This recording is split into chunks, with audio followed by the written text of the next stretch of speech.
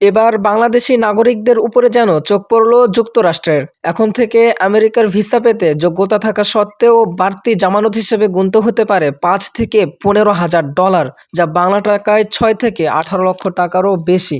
মার্কিন পররাষ্ট্র দপ্তর সম্প্রতি তাদের ভিসা নীতিতে একটি নতুন তালিকা হালনাগাদ করেছে। সেই তালিকায় এবার যুক্ত হয়েছে বাংলাদেশের নাম। এর ফলে বাংলাদেশি নাগরিকদের যুক্তরাষ্ট্রের নন ইমিগ্রেন্ট ভিসার ক্ষেত্রে নতুন একটি শর্তের মুখে পড়তে হতে পারে, যার নাম ভিসা বন্ড। নতুন এই নিয়ম অনুযায়ী ভিসার জন্য যোগ্য হলেও কনসুলার অফিসার চাইলে আবেদনকারীর কাছে ৫,০০০ থেকে সর্বোচ্চ $১৫,০০০ পর্যন্ত জামানত চাইতে পারবেন। আবেদনকারীর ভ্রমণের উদ্দেশ্যে আর্থিক অবস্থা ও ইন্টারভিউয়ের মূল্যায়নের উপর ভিত্তি করেই এই অর্থের পরিমাণ নির্ধারণ করা হবে। মার্কিন কর্তৃপক্ষ জানিয়েছে এই নিয়ম কার্যকর হবে ২১ জানুয়ারি থেকে। তবে সব আবেদনকারীর জন্য এটি বাধ্যতামূলক নয়। শুধুমাত্র প্রয়োজন মনে করলে ভিসা কর্মকর্তা এই শর্ত আরোপ করতে পারবেন।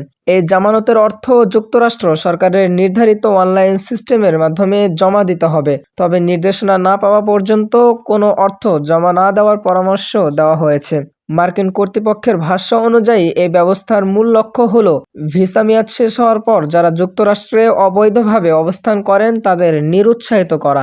যদি কেউ নির্ধারিত সময়ের মধ্যে যুক্তরাষ্ট্র ত্যাগ করেন অথবা ভিসা পেলেও ভ্রমণ না করেন কিংবা বিমানবন্দরে প্রবেশের অনুমতি না পান, সেক্ষেত্রে এই জামানতের টাকা ফেরত দেওয়া হবে। তবে কেউ যদি ভিসার সময়সীমা অতিক্রম করেন বা যুক্তরাষ্ট্রে গিয়ে স্ট্যাটাস পরিবর্তনের চেষ্টা করেন, তাহলে সে অর্থ বাজেয়াপ্ত হতে পারে।